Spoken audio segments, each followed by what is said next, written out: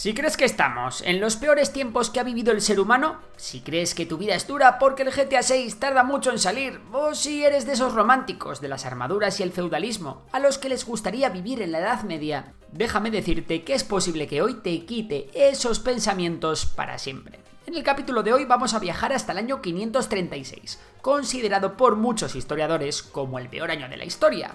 ¿Por qué? Lo descubrirás en este vídeo, pero ya te adelanto que es una mezcla de infortunios letales que dieron paso a unos años oscuros, en los que convivir con la muerte estaba más a la orden del día que nunca. Pero venga, no me entretengo, que vamos a tener que responder a muchas preguntas, porque ¿qué ocurrió en el año 536? ¿Por qué decimos que es el peor año para estar vivo? Y sobre todo, ¿pudimos aprender algo de aquella horrible experiencia? Pues venga, pónganse cómodos, que ahora mismo lo vamos a ver. Imagina despertarte una mañana y darte cuenta de que el sol está cubierto por una espesa niebla, no solo durante un día, ni una semana, sino 18 meses seguidos. Eso fue lo que pasó en el año 536. Una niebla densa y misteriosa cubrió Europa, Oriente Medio y varias partes de Asia. Los relatos de la época describen un sol que apenas daba luz, que se parecía más a una luna en plena noche. Los efectos de esta niebla fueron devastadores. Con el sol apenas visible, las temperaturas cayeron drásticamente. Se estima que en el verano del año 536 las temperaturas bajaron entre 1,5 y 2,5 grados. Esto puede parecer que no es mucho a simple vista, pero en el contexto de la agricultura y la supervivencia diaria fue un cambio radical.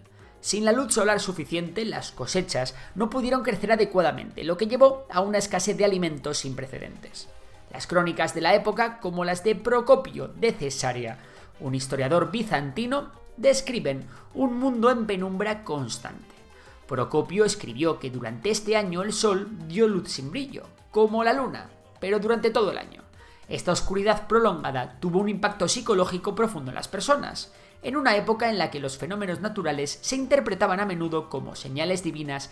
Esta oscuridad permanente fue vista como un mal presagio, que alimentaban un ambiente de temor y desesperación. Como decía, la falta de sol afectó muchísimo al clima. Las temperaturas más bajas provocaron inviernos más largos y severos. Las crónicas irlandesas hablan de un fracaso del pan desde el año 536 al 539. En China, los registros históricos también mencionan nieve en agosto, cosechas arruinadas y una gran hambruna resultante. En Oriente Medio, los textos siríacos también documentan un periodo de gran sufrimiento, mencionando cielos oscuros y cosechas fallidas. Pero, ¿qué causó esta niebla misteriosa? Los científicos han debatido esta cuestión durante años. La teoría más aceptada hoy en día es que fue el resultado de una serie de erupciones volcánicas masivas. Investigaciones recientes apuntan a una erupción en Islandia como la fuente principal de toda esta niebla, que no era otra cosa que partículas de ceniza lanzadas a la atmósfera en un invierno volcánico en toda regla. Además, análisis de núcleos de hielo en Groenlandia y la Antártida han revelado la presencia de partículas de sulfato datadas del año 536, lo que respalda la teoría de la actividad volcánica en ese año. Por si no lo sabes, estos núcleos de hielo actúan como cápsulas del tiempo, preservando las evidencias químicas de eventos pasados. Su presencia en los núcleos de hielo de ambos polos sugiere que estas erupciones tuvieron un alcance global. Como decía, el frío extremo y la falta de luz solar devastaron las cosechas, llevando a una hambruna generalizada. Con un sol tan débil que ni siquiera podías ver tu sombra, las personas sufrieron desnutrición y las enfermedades se propagaron rápidamente debido a la debilidad del sistema inmunológico de las personas. En este punto tenemos que tener en cuenta que la agricultura en el siglo VI era la columna vertebral de la supervivencia. Sin supermercados ni cadenas de suministro globales, la gente dependía de lo que podían cultivar localmente. En un buen año los agricultores podían producir suficiente para alimentarse y tener un excedente para intercambiar o almacenar para aquellos meses más difíciles, pero en el año 536 todo cambió. Con el sol oculto por la niebla y las temperaturas cayendo, las plantas simplemente no podían crecer. En Europa, los cultivos de trigo y cebada básicos para la alimentación fueron los más afectados. Sin estos cultivos, la dieta de muchas personas se redujo drásticamente. En China, el arroz, otro alimento básico, también se vio gravemente afectado. Millones de personas tuvieron que echar mano de raíces, cortezas de árboles e incluso hay registros de casos de canibalismo en diversas partes del mundo. Como decíamos antes, en tiempos de desnutrición, el sistema inmunológico de las personas se debilita, haciendo que sean más vulnerables a infecciones y epidemias.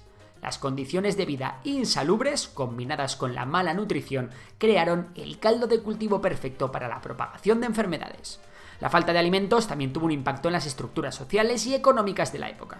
En muchas regiones, los campesinos se vieron obligados a abandonar sus tierras en busca de alimentos, lo que llevó a un aumento en el número de vagabundos y mendigos. La inestabilidad social aumentó, con conflictos por unos recursos cada vez más escasos.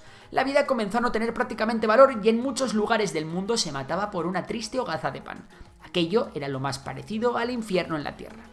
Uno de los relatos más impactantes viene de la región del Mediterráneo Oriental, donde se documentó una epidemia de peste que coincidió con estos años. Aunque la famosa plaga de Justiniano alcanzó su punto álgido unos años después, en el 541, en el año 536 ya se estaban sentando las bases para su propagación. ¿Y qué es la plaga de Justiniano? Resumo esto rápido. La plaga de Justiniano fue causada por la bacteria Yersinia pestis, sí, la misma responsable de la famosa peste negra del siglo XIV.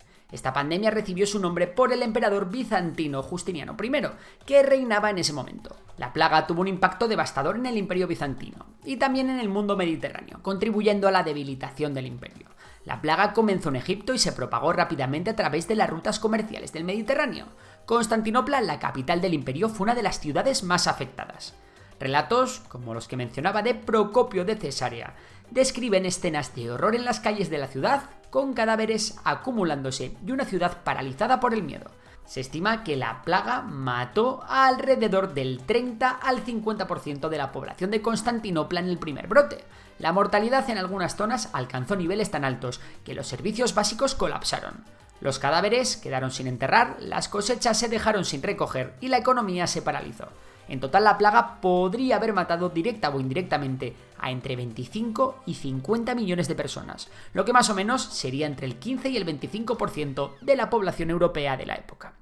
Además del impacto demográfico y económico, la plaga de Justiniano tuvo profundas consecuencias sociales y políticas. El debilitamiento del imperio bizantino permitió que sus enemigos externos, como los lombardos en Italia o los eslavos en los Balcanes, aprovecharan la oportunidad para invadir y asentarse en tierras bizantinas.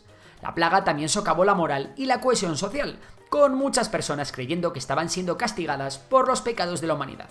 El emperador Justiniano mismo contrajo la plaga, pero bueno, él sobrevivió.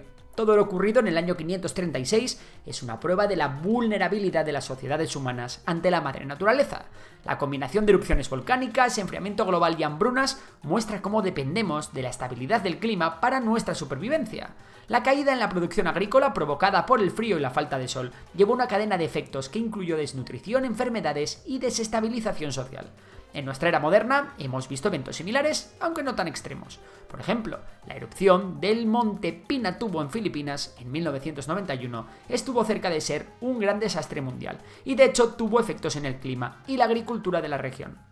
A pesar de los avances tecnológicos, los eventos naturales catastróficos todavía pueden tener un impacto enorme en nuestra vida cotidiana.